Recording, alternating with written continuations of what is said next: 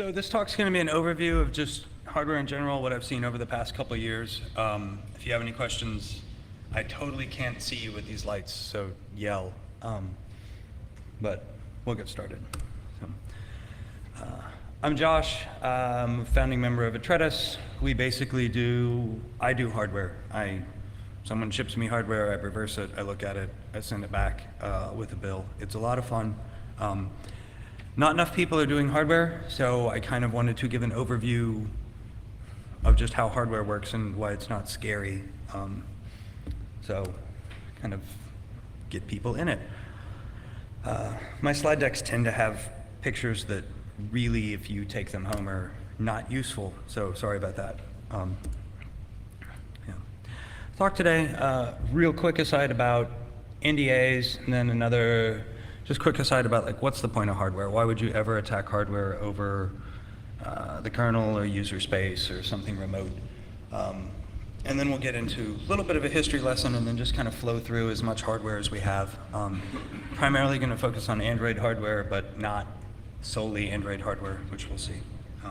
And if we have time, we'll get to system on chips and bootloaders and all the trust chain stuff. If we run out of time, I will be covering that tomorrow in a workshop, going much more in depth anyway. So when you start doing security research, NDAs seem really cool. They're like, sign this piece of paper and we'll totally give you prototype hardware and prototype software and early entry stuff, and it's really awesome. And then you realize after you've signed 10 or 12 that you can talk about fuck all publicly. So yes, I've never signed an NDA with Sony, HTC, or LG, so we can be a little more flamboyant with what we talk about there. Nokia, Qualcomm, BlackBerry don't quite own my soul, but we'll have to be a little careful what I talk about on stage. And then if there's a vendor that you know makes cell phones that is not on that list, please don't ask me specific questions while I'm up on stage. How about that? So why do we care about hardware? This is pretty much the beginning of every week of my life over the past couple of years. Someone ships me something, I clean the rest of my desk off, and I get the screwdriver out, I take it apart, I do a tear down, and then I try to pop it. That's an Amazon Kindle Fire of some sort. We'll talk about it later.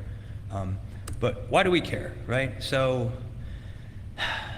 sometimes you're poking at things, random things, and you really just want code exec, right? At the end of the day, that's the fun stuff. So sometimes you can get it through software, sometimes you need to reverse the software to figure out where you're going to get code exec at. Hardware is just another way to get in, right? It's another way to get debug access. You're basically at that point looking for some sort of JTAG or some other debug access point. Sometimes you have a platform that you really just want a forensic quality OS dump because you want to be able to reverse Windows Mobile, right? That thing is tricky. Sometimes you can pull Windows Mobile like off update files, but you can also just raw pull it off the device, which is nice because it has things like keys in it. Yeah, and that's the other thing you want to do with hardware is actually go after crypto keys. Typically they're locked in places that you're not supposed to be able to get to, but you know the hardware can, so you want to see what those keys are so you can decrypt things. And pretty much when I'm looking for things, I'm looking for, at least as far as the talk today, I'm looking for JTAG or debug, looking for direct NAND access, and then any way I can manipulate the bootloader. Just how do I get into the device and start mucking around? So as an aside, I think hardware is really pretty. I think it is just as raw as Source or looking at IDA or ASM. You can pretty quickly, and we'll see later, you can pretty quickly look at hardware and see how much the vendor cares at all about what you're going to run into. Like I've taken some hardware apart and then just go, I don't even need to go any further because I know like the OS is going to be really weak. When you get out of Android into like embedded systems, you're just like, if they care so little about the hardware, yeah, I'm just going to be able to pop it, and within about 5 minutes you find like passwords stored in plain text in the bootloader. And the other thing, nice thing about popping hardware is it's not patchable. Like some of the work I've done on Qualcomm chipsets, like they are in billions of phones worldwide, and when they get patched is when people decide that they need to buy a new phone, right? So they've got a nice long shelf life. So it's a little fun. Yeah, so we'll start this whole thing off here. A couple years ago, I had a kid. I took paternity leave, not really good at taking time off, so I was like, got really SCADA curious, and was like, how did Stuxnet work? I want to know more, so I started reading all about Stuxnet. At some point, I made a presentation, went to a pub in Boston, gave it, met a dude that wasn't EE, because I am not, and we started talking a whole bunch about just the history of reversing hardware, like really met it off with this guy. He lived in Lowell, I lived in Lowell, which was kind of cool because it's this, in the middle of, way up in north of Boston in the States. And its claim to fame these days is it's Crack City, USA. So they've got big TV shows. It's like the worst crack place in the US, great place to live. I loved it.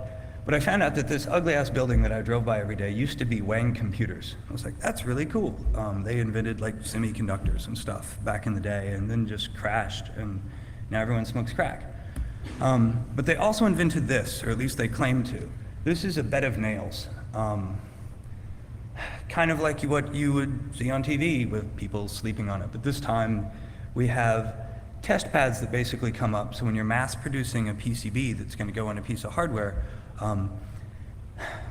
they generate all these in the factory and then they will test them with a bed of nails. So you have this guy over on the side is just another template for a bed of nails. But basically they reach up and they touch all these little points that are on a PCB to do things like make sure the PCB wiring is actually correct. Sometimes they're used to program bootloaders into hardware. Sometimes they're used to flash crypto keys into hardware. Sometimes they're used to do debugging, right? So they're really great. And that's, the point is we're going to initially start poking at where the bed of nails stuff are, because we know that at least at one point in production was interesting pads. They may be turned off on devices you buy from Amazon, but they are, at one point they were horribly interesting. And kind of low-hanging fruit is, can we still hit bed of nails? Yeah. So really simple hardware just to kind of set precedent of what we're going to look at with more complexity later. This thing, sorry. Okay. So this is the new Master Lock. It came out a couple years ago. Instead of a spin dial that's analog, you've got this nice little 4 buttons. You hit the buttons and it either goes blue and unlocks or red and it doesn't. I took this thing, threw it in a vise, tore it down. The internals look like this. So it's really, really, really simple, and I wish I had a laser pointer. Up closer to me, that little black box is an MSP430. A lot of people have done a lot of work on this thing. But if you look on the other side, you can see under it, these nice little traces come out and run down, and they are basically debug pads. Do I have a lapel at all? Do I have this mic? Hello? Cool. Oh, even better. Okay. I'll just stay over here without the echo then. So you've got the MSP430 on the flip. You can see these traces come right down here, which ends up being our nice little debug pads for the rest of the hardware. You've got 4 buttons. You can see the traces come back up. If you trace them, they go back in basically to the MSP430. So you've got 4 sets of input, and then you've got 1 output, which comes up here, which is the locking mechanism. Really simple piece of hardware. We can all kind of get what we're looking at, right? A little easier to understand that because it is a dual-sided PCB. Nothing else is going on. This is where the battery goes. That's it. Horribly, horribly simple. The Xbox, not so much, right? But we can at least start seeing a ton of traces so we can see where things go. This is a pretty typical configuration. We're just going to pretend, since we'll see it a lot later, we're going to pretend that all this is basically RAM. So you've got a whole bunch of traces that all have to be the same length to get to memory fast. You've got your main processor, and then you come down here. This ends up on the Xbox. I don't remember. This is probably the graphics processor. That thing maybe. I don't remember. But you know, what we're going to end up looking at for the most part is hardware that falls somewhere in between in that complexity when we're talking about cell phones.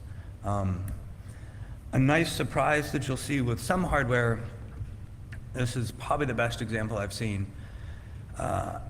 Again, basically you've got memory that you want to access really fast, so you can see all these nice traces broken out. This is the Samsung Chromebook that came out a couple of years ago. So if you want to see actually what data is coming in on the bus to the chip to be processed, all these lines are, I'm hoping y'all can see them out there. They're all really easy to just tap, and then you've got raw access to everything that's coming in. That's pretty cool, and you don't see it normally. Normally what you see is a flat PCB right here where they've masked over all the traces and you can see basically nothing. This will be our first foray into Android in general. This beast is the Qualcomm development board, one of the first editions that they made. It's basically a fully functional cell phone. You've got a touch screen, you've got an old number pad because at some point they didn't think touchscreens were going to be the wave of the future. You've got a battery, so you can actually unplug this thing. It's got a baseband in it that plugs in. So you can literally make phone calls from this, which is awkward to hold up to your head because it's about the size of a laptop. But it is a fully functional phone. It has tons of nice debug rails. It's got JTAG like built in. So it is released by Qualcomm to show people how to make a cell phone that uses their chips. And it's extensible enough that people that are building hardware can also like build hardware to plug in and make sure that their new camera works or whatnot. When you're starting to get into just how Android hardware works, these things are golden because they're really, they're meant to be understood. So they're a nice segue in. But at some point, Qualcomm kind of stopped doing those and started making phones. I guess as an aside, everyone is aware Qualcomm is like the biggest system-on-chip manufacturer for phones, I think in the world. I think they've got like 60% global market penetration right now. So if you're talking mobile, especially in the States, you're definitely talking Qualcomm. Pretty much the rest of the world until you get to Asia, they are the be-all, end-all. Though they're losing market share right now, which is interesting. So anyway, they build this. This is basically a dev platform. It looks like a normal phone. You start taking it apart, and they've got everything that you would be using for a normal phone in there. The cool thing is their chips, which are normally hidden pretty heavily, actually are open on this device, so you can take the back off and see all the resistors. They're already giving you JTAG because this is a development device, but you can also see how they're throwing caps and resistors under the thing. So understanding how this flow works when we get to an actual live device, like, okay, I can kind of see where maybe tracing things out, like if I know these pads over here will basically route to debug, right? Then I just need to start looking for things that look similar on live devices. That may be a little abstract right now, but we'll come back to it. So yeah, devices out in the wild. This is the Moto X, came out last year, I think. Really typical of what you see on a lot of, well, at least Motorola, right? So you have a completely masked PCB. You can see basically no traces. You pull these RF shields out and still you've got almost no traces. On the back, this thing is completely plain except for you've got 1, 2, 3, 4, 5, and if we zoomed in, there's a couple more bed of nails pads. Miraculously, those will give you JTAG access because that's where they put them. They were live for a bit, and then they turned them off in software, and then last time I looked with the new system update, they were live again. So that's kind of cool. But a really boring PCB to look at because there's just nothing there to kind of tap into and do anything really cool, and they kind of give you everything that you'd be looking for. Z30, which is the new BlackBerry, came out this year, did this same whole one-sided PCB thing. Again, I wonder what these pads do. There's a lot more.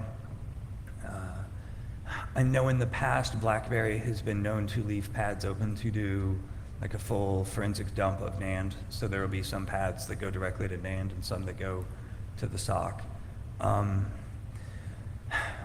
BlackBerry out in the wild, they also do this nice film, and then they do surface mount on top of the film, so you can't really see the traces. And there are proper ways to take those RF shields off, and then there's improper ways where you basically tear the top layer. So you're going to accidentally tear up the PCB, and most of the surface mount components are going to fall off with it. So once you start opening this thing up, if you do it in a rush, like I did with a pocket knife, you know, you've ruined this thing. It's never going to boot again because all the traces are torn. Sometimes that's enough because you just want to see what the hardware's doing, but that is probably their biggest security mechanism, is a self-destructing board. And it's something that's, in the industry, it's really trivial to get around unless you're just in a rush.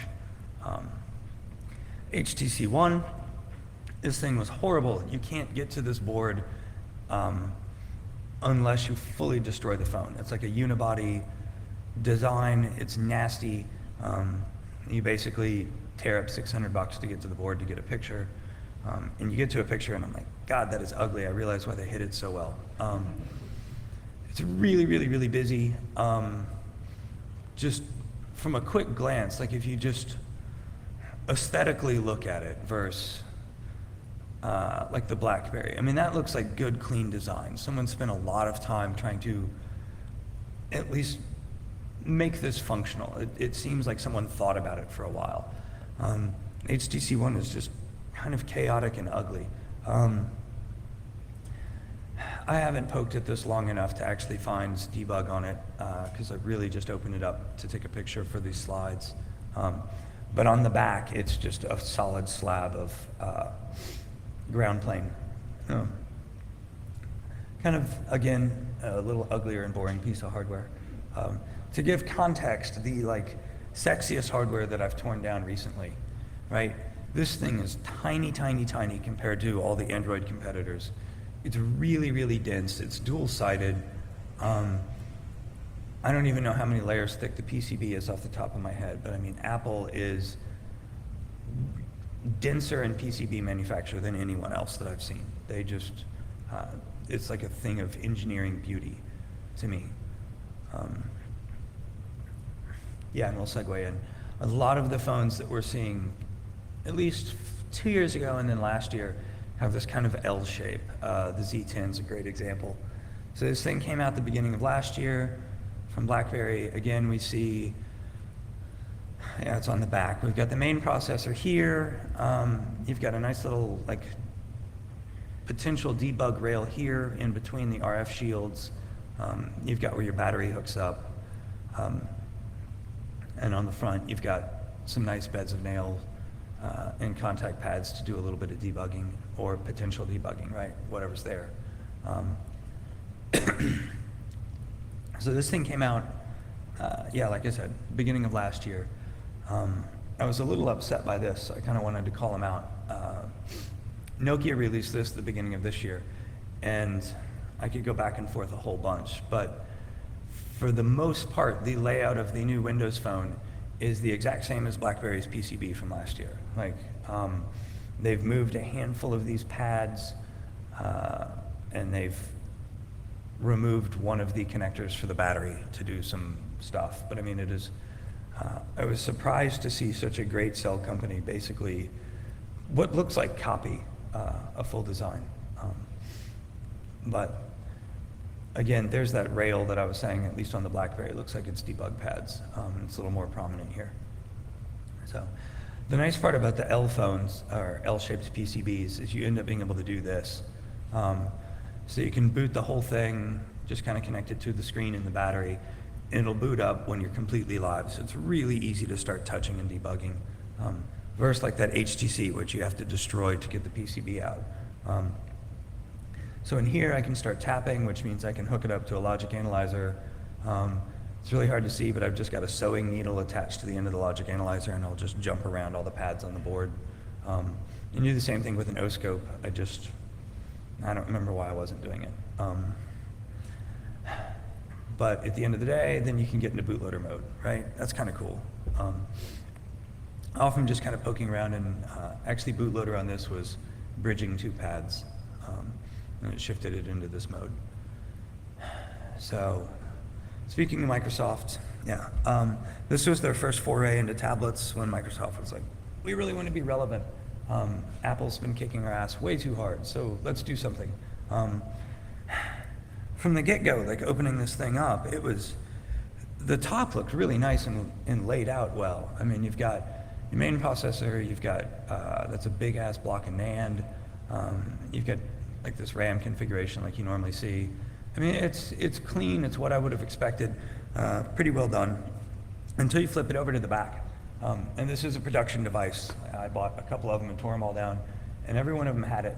It's a piece of cellophane tape, and under the cellophane tape is what looks like a hand-soldered big wire that connects the left and right side of the board, because this thing went to mass production, it got ready to ship, and then someone realized, I don't remember what the mistake was. It may be like wireless or something, just like didn't work. So literally, mass production device that is hand soldered and duct taped. Like kind of a fail from Microsoft there. Sony hardware, Sony tends to do big kind of squares. They almost always leave you awkwardly shaped debug pads that you can poke at. This one's a couple years old. This is the one I did. I was attacking the NAND chip for it, for a DARPA project. That's your old Qualcomm chip. Next year's model of the Sony, again, basically a square. The exact same component chips inside. Sony's pretty boring when it comes to building hardware. Everything is square and iterative. Kind of messy, the same way we saw the HTC One, but not quite as bad. But they're really not, to me, they're not fun or exciting to look at. They're kind of boring. The Nexus 5, this thing to me was beautiful. This PCB is actually rail thin. It's actually a sticker that just sticks on top of the RF shielding, so it can be removed. You pull it out, you've got hardware inside. Again, this is, if Qualcomm attempts to build that reference platform we looked at way back when, this is how you build a phone. Typically the Nexus devices will tell the rest of Android, this is really how you build a phone. They are, from what I see tearing down a whole bunch of things, they are the new reference platform. You have your main processor, you can start seeing traces out here. So typically, I think JDuck or JDuck's team found it. If you look, right here's the headphone jack. You'll see you've got connectors for the headphone jack. If you start tracing down, there's the pads the connectors connect to. They roll through some voltage dividers and stuff and end up being a direct serial connection to the chip. So that was kind of cool. But a nice clean piece of hardware, a big block of NAND on the back. So typically if you're gonna try to pop NAND to do a forensics dump, you're gonna look at the rails right on the side and you're gonna end up finding 3 or 4 points that you can attack to basically get debug access to NAND so you can dump it. There's other ways, but that's kind of the standard procedure. Going to the last kind of reference platform, the Nexus 4, which is a couple years old, had this kind of PCB design. Almost every phone that I tore down from Samsung for like 2 years looked like this. Like the exact same kind of flow, same placement of chips, and pretty much like same ability to debug.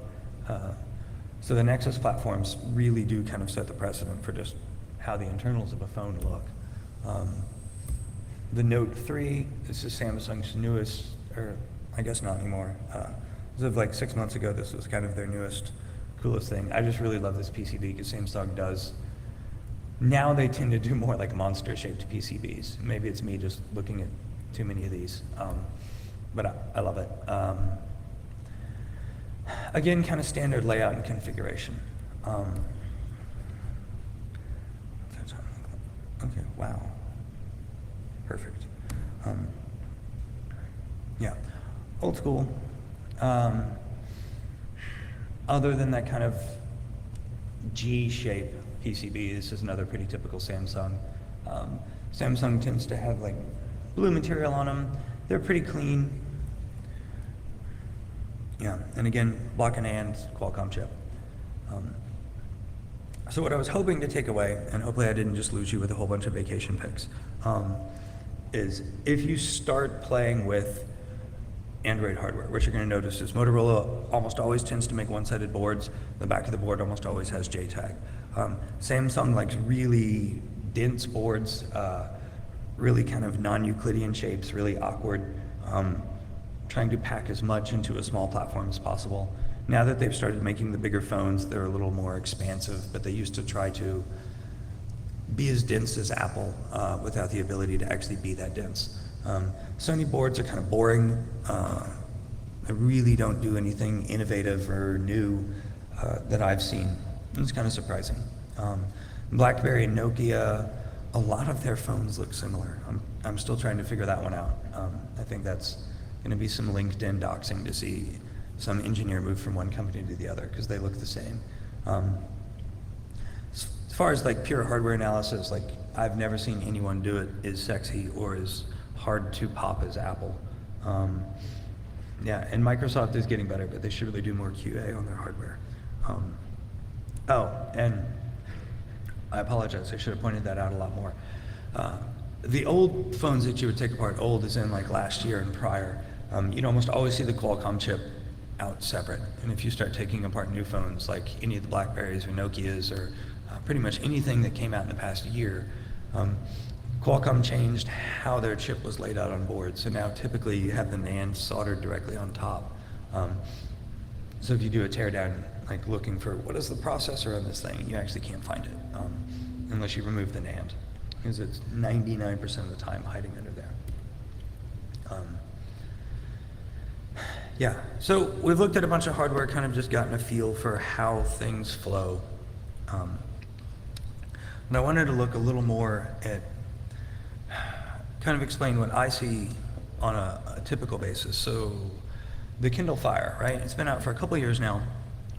I've had 7 iterations. I just kind of wanted to quickly go through them and just say, these are the changes that I've seen over the past year, because it's a really great example. And it's nice because it's really easy to just acquire all the boards.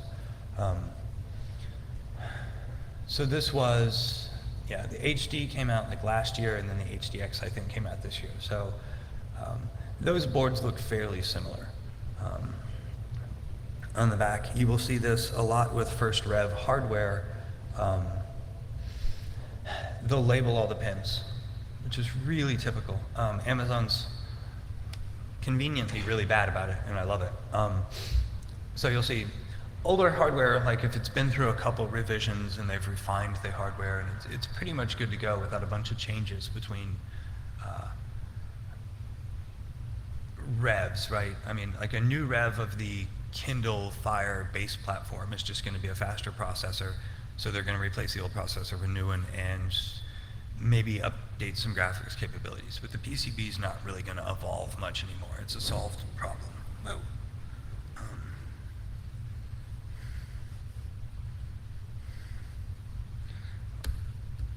But in new hardware, you see a lot of, like, these things are coming back from the field, it's broken, what the hell went wrong? So they go ahead and label a lot of the debug pads, which makes life really, really, really convenient. So here's the PCB from the first Amazon Fire. And again, V2 came out like 9 months later, looks really identical. They didn't do much. They changed the NAND in general basically was just a little bit bigger. They iterated the Qualcomm chip that's hidden under there, 1 or 2 other things, but not much. So iterative process, and then again on the back, you see First Rev board, a ton of pads for potential debugging and figuring out what the hell's going on. Rev 2, again, they've removed some of them. They threw 1 chip on the back, but for the most part, it's the same board. That's pretty typical. It's what you'll see in a lot of Android devices that are like, here's the iPhone, or no, Apple's never done it. here's Samsung Galaxy Nexus 1, Nexus 2, whatever. If it's an iterative process, basically your board's going to look like the last one, 90% of the time. They moved into HD last year. This was the first rev board. Again, they're calling out every single pad. This is glorious because someone accidentally dumped what all these pads are in a nice PDF online. So if you're quickly trying to figure out what's going on, you know their numbering scheme. 9 months later, they release a new version. Pretty much on top, they have the same layout, right? I mean, they've shifted it down a little bit. They have done some hardware changes, but the back is like clean now. Nothing's really labeled. There's a handful of small things that are labeled, but 90% of it's not. They've started refining that. They started trusting their hardware enough that like they're, okay, we're really ready to, we're already in production, but now we're gonna be clean. Our unit tests of round 1 are done. HDX, again, this thing, I actually don't remember where debug was on this, but it should have full JTAG access. I will post where soon when I remember. So, okay, we have like 20 minutes left? Perfect. Cool, socks and bootloaders. So, oh, wow. Okay. So we looked at a whole bunch of hardware, went a little in depth, just trying to give a broad overview of like, this is what I see. At the end of the day, everything's running a Qualcomm chip in my world. So this is the what's internal to the Qualcomm chip. It's a full system on chip design, so internally it has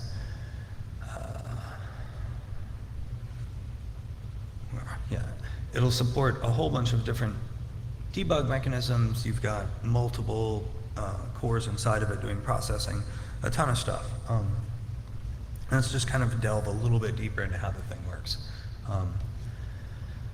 So the thing that I typically poke at is like trust zone and where are crypto keys stored? Where is the actual like root of trust on the device? Because that's what I want to do. I want to break that root of trust. So with Qualcomm, they call everything a TEE, for Trusted Execution Environment. And the SOCs that are coming out these days don't just have one trusted execution environment, they actually support all these. So most devices you see hit the market are like multi-core at this point, 2 cores, 4 cores, whatever. Core 0 is the only one that can support trusted execution, which is kind of cool, because in theory you should be able to spin up the other cores to glitch Core 1 or Core 0 and actually break that whole trust model. But there's easier ways to do it. You have an ARM7 that's actually also baked into the platform, and then 2 ARM9s. The ARM7 is the god that controls secure boot, which we'll get to in a second. And then after the thing's booted, it turns into basically resource power. So it goes from, I am the root of trust for your boot chain, and then after I'm done, it's like, I am the janitor that routes power around the phone. Your baseband is a trusted operating system as well, and then you've got an SPS. This thing runs on a bus. It's supposed to only run internal to the SOC, but a lot of times that bus also gets extended outside of the SOC, and you can just tap it, but it's not as reliable. So we're gonna pretty much talk about these first 2. So hardware that's fun to look at, internal to the SOC, eFuses, which I'll talk about in a sec. Yeah, again, we reuse these ARM cores. So the ARM7 is going to actually control boot, and then we've got 2 ARM9 cores. These are the embedded crypto engines inside of the Qualcomm SOC. So there's 2 cores that just do crypto. And the way the hardware, in theory and how it's marketed, works is you have one ARM9 that's called Crypto Engine 1, and it is latched into where your crypto keys are on the phone. And it is the sole thing that can talk to those crypto keys. And then you've got your main SOC and everything else that can give things to Crypto Engine 1 and say, decrypt, compare, let me know yes or no, right? But that ARM9 is the boundary for all the crypto keys you want that are global to the phone. And then Crypto Engine 2 does the exact same thing, but now it's using a user key instead of the primary key that like Sony would bake in or AT&T would bake in. And they're both ARM9s. So how booting on a phone works. You hit power, you've got this primary bootloader. It's really, really, really simple. It's that ARM7 that I was talking about. It reaches into memory and just says, I'm going to start executing at 0, 0. And 0, 0 does just a little bit and basically loads SBL1, secondary bootloader 1. This thing starts a little bit of hardware initialization, but for the most part, its job is to say, hey, Crate Core, you should totally also start booting yourself. Because I'm basically starting to spin up hardware, but Crate Core, you should do things. The Crate Core spins up, and it starts initializing Trust Zone inside of Core 0. But it doesn't really finish until we get down here to the third bootloader. So the second bootloader initializes Trust Zone, but it has the initialization of Trust Zone, SBL2, SBL1, and PBL don't have Trust Zone, which means they don't have the ability to do any verification on is the code running legit up until you basically get to SBL3 and everything past this is verified by Trust Zone. So it's a little harder to break. Unless you have a trust zone bug, at which point it's really easy to break. But these things are all done just with a comparative, like I ran a hash, has the code changed? Is there's nothing else that can be done algorithmically to actually verify the code, other than just some really simple checks that can be bypassed. So if you find yourself curious about attacking the boot chain, I would suggest if you're going to do hardware glitching, do it before TZ, because it becomes increasingly easy. Again, Crypto Engine 1 starts loading TZ,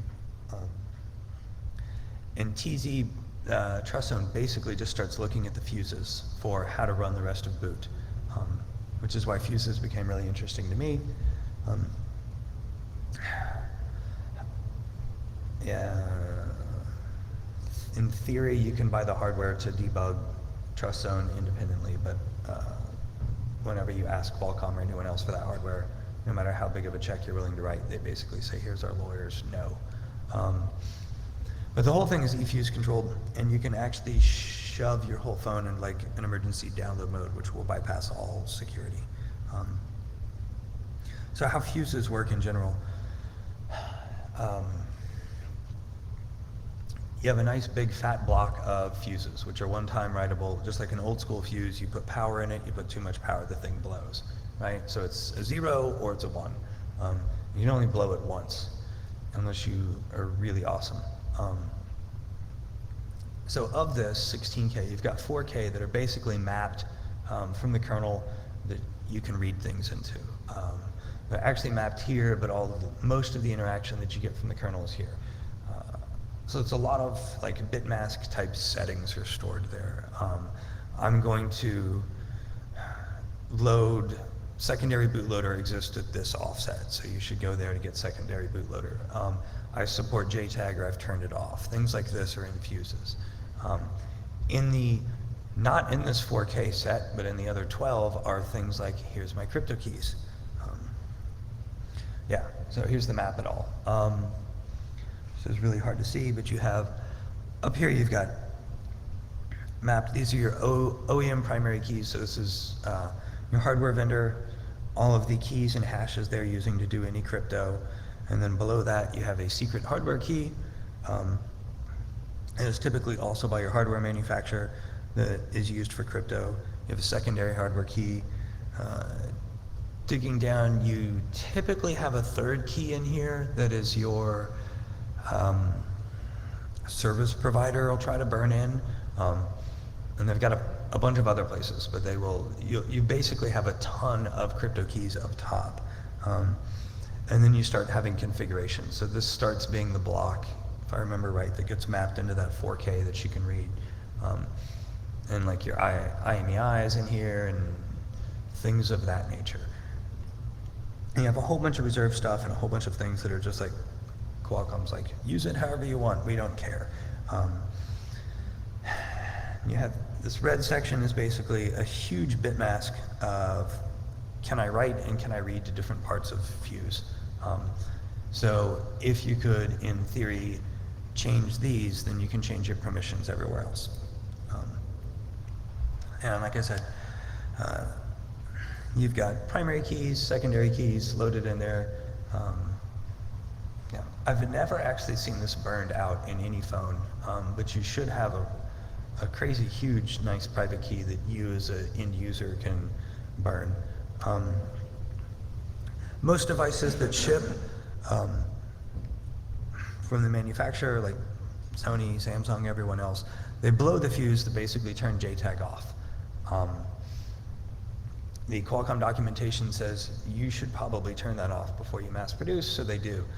The cool thing is there's another fuse right next to it that you can blow to re-enable JTAG. And Qualcomm's like, yes, you can do this. So if someone sends you hardware back, you can blow it, and that way you can debug it and figure out what's going on.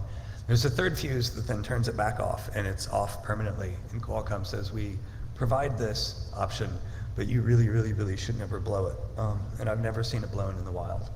And there's a whole bunch of free space in there again that you could write your own crypto keys if you wanted to start trying to use at least the fuses to do store some data, because it is hard to get to, but not impossible.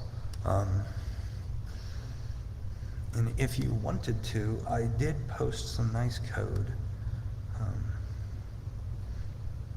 I thought, yeah, here we go.